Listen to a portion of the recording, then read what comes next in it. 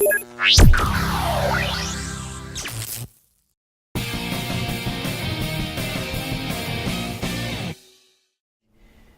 you said to me, is it more of an offensive or defensive league? I think right now it's probably more of a defensive league because we have so many great defensive teams.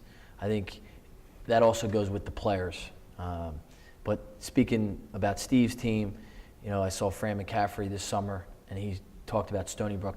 They were the best half-court defensive team, them in Michigan State. For us to have a team in our league that's mentioned in the same breath as a Michigan State team in half court is just a credit to our league. I think also you have teams like Vermont on the road. I mean, that's a tough place to play. Albany at home, and there's not an easy night in our league. So if you're gonna win, it's got to start on the defensive end. And I think, I love offense. Everybody knows I love offense, but we've really focused on defense early here in my career. Our scores are in the 60s, mid-50s, and defense is definitely, it's got to be from the defense. Guys are stressing it. I know I stress it. You guys, I've played against your teams, and it's clear that we're trying to get stops. We had 9 members, 5 go to postseason, and I'm going to keep emphasizing that because not a lot of leagues can talk about that kind of success.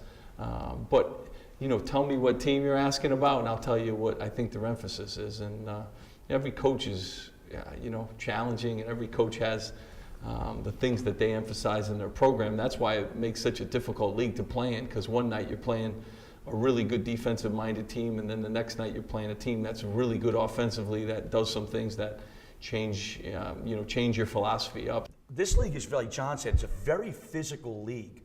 I think the other thing you don't have nowadays is there are very few good post players. Yep. Now, Vermont has the luxury of having a handful of good inside players. But yeah, I think that this is a very hard league to score in. Yep. I think the coaches are really, with scouting and game preparation and the detail to being a good defensive team. Everybody's just trying to stop everybody. Very good defensive league. When you have bright kids, when you have smart kids, there's fewer defensive breakdowns. Yeah. And when they're, you can show the kids all the film you want. If they're not going to go out there and lock into it and execute it, they're going to make defensive mistakes. And what I've noticed, the better teams in this league, the good teams have really high IQs on the defensive end, and they make very few mistakes, and they make you score through them, or they make you shoot contested shots, and a lot of times, and there's not a ton of transition in the league. Exactly. Where some other leagues are wide open. I came from the MAC where it was a wide open league. Yep. So in a wide open league, there's a lot more easy scoring opportunities, where in this league, which is a little bit more of a half-court league at times, especially once we get into league play, it's grind after grind after grind every night. Everybody's locked in, and there's not a lot of free shots. Yeah, I think different teams, depending on the year and the guys that they have, obviously will spend a little more time working on some of the areas that they either need to work on or feel like it can be a huge strength of theirs.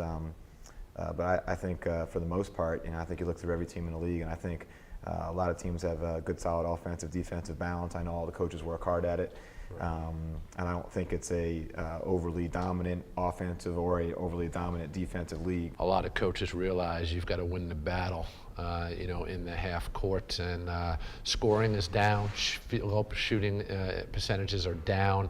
So I think there's a big emphasis, obviously, on not allowing easy baskets, and it's become more difficult to get easy baskets. Nobody's pressing unless they're down, so it's really, in my opinion, over the years has transitioned to a half-court league. But if you look at throughout the country, Rick Pitino's teams at Kentucky a long time ago would press and run. Nolan Richardson's teams press and run.